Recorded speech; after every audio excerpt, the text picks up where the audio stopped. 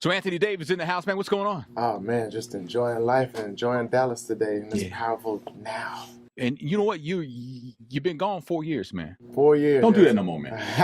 Well, you know, because you miss, man. You miss, man. We need quality R&B, so don't do that anymore, man. I appreciate it. I had to make sure I was writing for the right reasons. You know what I'm saying? And you know, get back in my square, get back in my center. Yeah. And try some other things out as well. You know, I did a little acting and things like that. You did Greenleaf. Now, how did that come about? Just a call, actually. A good friend of mine. It's like a friend of a friend of a friend. Just was like, hey, you know, I have a love for blues music. We do R&B, so it's in there. And yeah, so that was the role kind of called for that. And I got the call, showed up. Oprah was there. You know. Wow. You did a selfie with Oprah, man? I did not. You did not? I didn't. She was so busy. I barely wasn't going to speak to her on my way out. I was like, she looked so busy. I was like just going off, and then she did call me back though. I was like, hey, you leaving? I was like, oh, yeah, I am. Thank you for that. You thought she didn't notice you. I thought she did. I didn't know her, so man. Try to be respectful. Hey, let's go back way back, man. How old did you know? How old were you when you knew you could sing? When you could actually sing? I was in my 20s. I was probably 20. You was in your 20s? Yeah, I didn't sing growing up. That's kind of late, isn't it? Yeah. You made up ground quick. He's only what are you, 31 or something? I mean, I like that. You go with that. Yeah, we're going to go with that one, right? That's good. Because I'm 32. Wait, what? That's right. What? But it's been a hard life for me, man. You can tell. You can see it's been a little bit of a hard life, man. But, man. Do you remember where you were first time you heard your song on the radio? Your first song ever? You know, our local station, 91.9 there, my boy Jamal Ahmed, he used to play our stuff real quick. He even played our demos and whatnot, so he held us down. And then when Word started really playing, I was more so getting the calls from everybody, all friends and family.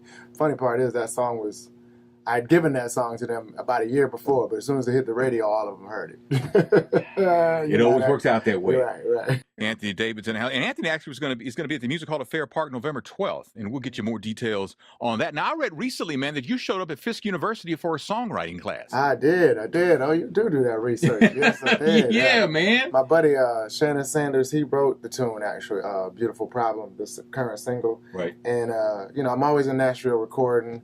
And he's also the head of the Grammy chapter there. He was working and teaching a class on songwriting. Right. And jumped in. Was like going to sing the song for him, and I'm like, wait a minute, y'all got some oohs and ahs in you, don't you? They got up, and then we, you know, and the video's been going viral lately, so it's a good look. And shout out to those kids, man. They were really dope. I never knew that. I thought songwriting was like one of the things you just had to learn. I know it was like a class. Well, you know, you there's the natural ability, you know, and then there's, you know, you gotta work the craft eventually. You know what I'm saying? Especially for people that maybe it might not be natural for them. You want to show them tips and things like that, like just the thing about repetition and things like, you know, we were talking about that yesterday in the car. Just things that grab people in and take them on that journey for the song.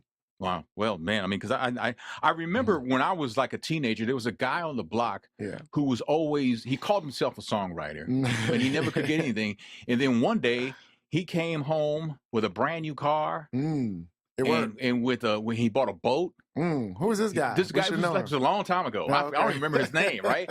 But apparently he sold a song. That's right. And he did all right with it. That's right. That's why you want. I mean, of course we all want more, but you know what I mean. To touch that dream one time, to be able to like create something that makes people hum along and sing along, especially if it makes their day better.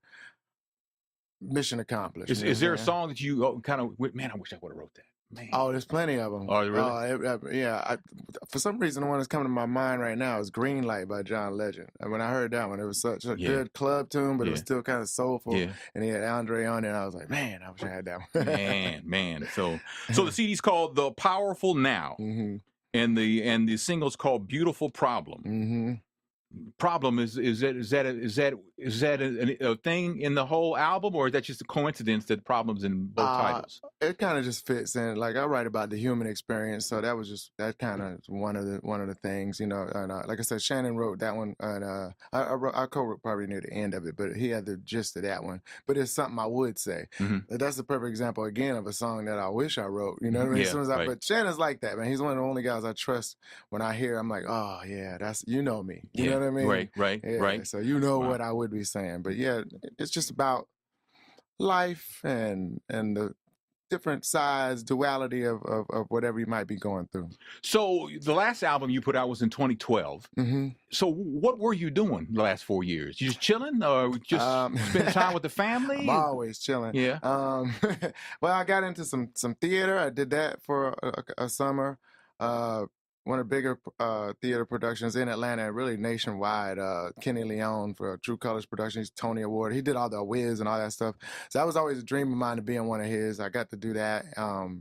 I did some films or some, film and TV. I did the Greenleaf thing. I played Maurice White in this movie called Nice Guys that just came out.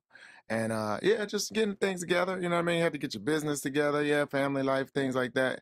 I was going nonstop, so I needed to just pull it back a little bit. When I write, I do want to write from a place that's genuine. I don't want to just I want to have something to say. Right. So when do you? I asked Slim from 112, and I'll ask you, when do you know it's time to start addressing a new album? Oh. Because he said it was more like a vibe. It is a vibe. I mean, so the record label doesn't call it, go, yo, man, come on, man. Well, that's part of it, too. We signed you to a deal. We ain't had an album 4 years. Where you been? Right. Well, I got a new deal at that. Okay. You know what I'm saying? And then, too, you start feeling it from, well, you feel it as you're performing, because I do tour still. I was still touring doing all that. And sometimes I'm like, I want new stuff.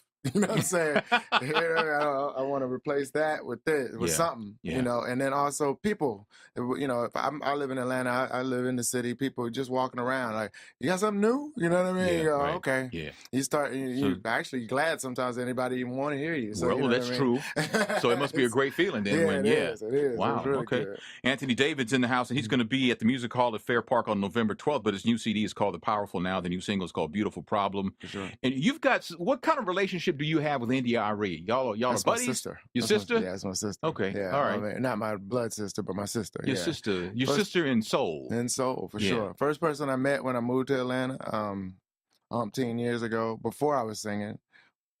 Before she was singing. I mean, she's always sung all her life, but before she really had started songwriting, we did all that together. I started playing guitar together, started everything. You know what I mean? So, that's the homie for life. She's probably one of the most, I don't want to say earthy. I'll just say she's one of the most soulful people. And I don't even mean that in terms of music. I just mean that just in terms of down to earth. You know what I mean? Yeah. And earnest and well-meaning. You know what I mean? She really, I mean, we both do, but it's very serious to her what she puts out. You know what I mean? And every time she writes, she's trying to fix the world. Yeah. You know what I mean? Yeah. And so, that's true. which she's accomplished sometimes. So you know what I'm saying? That's a high goal to attain, and she shoots for it. Yeah. And she doesn't get the accolades that she should get. Yeah, she's well respected. Yeah. She's made her mark. She still ain't finished yet. You know what I mean? But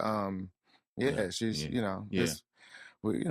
we mean it. You know what I mean? So when you hear, because we got an election coming up, when you hear people say they're not voting, what does that mean? How do you feel about that? I don't like it. Because though I understand why they might be dissatisfied with one level but voting is just one level. You know what I mean? And voting nationally, I can understand how that can confuse you, because I don't even know what a president or whatever does sometimes. But I know what my councilman does. I know what my mayor does. I know what my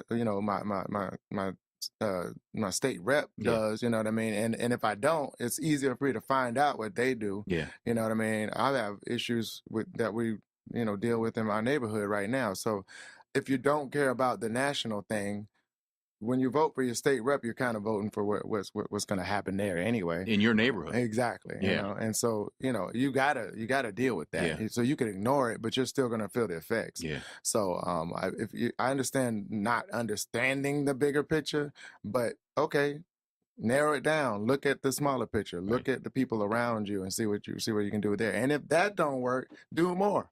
You know what I mean? Yeah. So find out what you can do. Yeah. We were talking yesterday on the air about Chris Brown. And I don't want you to criticize him. I don't want nothing like that.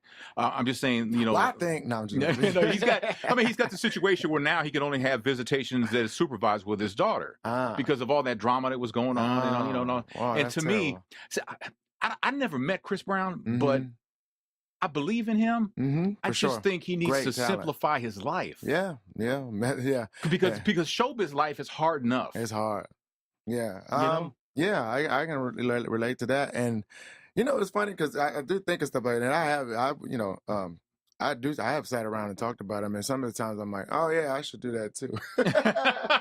But you gotta simplify your life, man, and that's what this is about. It's powerful now. You gotta, focus, get in your state, and try to do the best you can do for what you have. You know what I mean? Right. Yeah.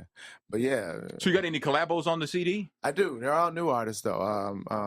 Let me think who's on there. Well, my partner in music, Carmen Rogers, she's in foreign exchange and just a dope artist, and she's from Dallas. Okay. Risa Renee, she's from DC. We got one called Never Again, and a girl named Mila, who's a new artist out of Atlanta. Incredible. She's actually on what I think will be my second single, and she's a songbird. So how do you run across these unknown singers? How do they show up on your radar enough to say, you know what, I want them on my album? Just out, you know what I mean? I love music, and if I hear it, I heard Risa. I met Risa through Instagram. Heard a song for 15 seconds. Mm-hmm. Carmen been knowing for the longest. We've been working together. And Mila, literally, on the local scene, I'm always just around seeing what's going on. And as soon as I heard her, she reminds me like of a new Faith Evans, really. Really? And and like I know she's a writer, and I like writers. You know what I mean? Mm-hmm. I don't really deal with people that don't write. I write with. There are people with voices that's so great and important that maybe if they don't write, I can overlook it. But I really like writers. So do writers feel that no one can sing their song better than themselves? Because of what you poured into it? Well, other people sometimes feel that way. It does come out that way sometimes. But then also, I know for me, I feel like, especially when I tried to pitch songs, and I still do sometimes, the politics of it, you give it to somebody and then they don't come out, or either they want to change things, and so your vision kind of gets messed up. As a writer, you can see it through. You know what I mean? Somebody told me one time who writes songs that it's like giving up your child for adoption. It is. Is it really? Yeah. It was for real. Like that's what I'm saying. Like I had one before. It was like it's not my song no more. Then you hear the arrangement of it is different, and I've done it to people. Like, I did some different stuff. Even beat wise to something somebody else produced, and I got to hear them call me like, "Man, what you do?" Like, wait, and I'm like, "Look, man, it's mine now. It's got to go like this." And you're gonna have to compromise your vision when you pass it on, and so you got to deal with that. Somebody once told me, well, I've always said this too, that in show business, music, movies, TV, theater, whatever, nothing's what you think it is. Right. And sometimes there's always a backstory. Yeah. Some cases, you were doing other things the last 4 years. Right. Some people leverage that time off to get a better deal. Some people actually didn't have a deal anymore and nobody knew it. It's just nothing's what you think it is. Yeah. I mean, I was telling, me and Kenny, we've been running around this time, like, especially with this music industry, people think it's a lot more magic than it is, and you probably understand that. Like, people just think it's just all this like poof, poof, poof, but it's just people doing their thing, man. You know what I mean? They're working their craft. Yeah, working their craft. And I'm trying to make best music possible. You're trying to play the best music possible. That's it. And some people, well, they're doing this and all the, all this extra Illuminati and this and that. It's like, dude. Illuminati. Really? That word just makes me laugh. I don't know why, man. And every time I say that, people get mad at me. You shouldn't make fun of the Illuminati. Shut up. I believe in God. Be quiet. Right. God. G-O-D. God. Jesus. There you go. Like, what are you gonna do? What are you gonna do? You know what I'm saying? So let's see. Yeah. Well, man, I appreciate you coming in, man. I appreciate you having me. It's been great. Can't wait to have you in town again, November 12th at the Music Hall at Fair Park. For sure. Anthony David, the new CD is called The Beautiful Now. The Powerful Now. I'm sorry, The Powerful Now. And the single's called Beautiful Problem. I got it right finally. There you go. Thanks, man, for coming in, man. I apologize. No problem, man. Appreciate your time, man. Appreciate you.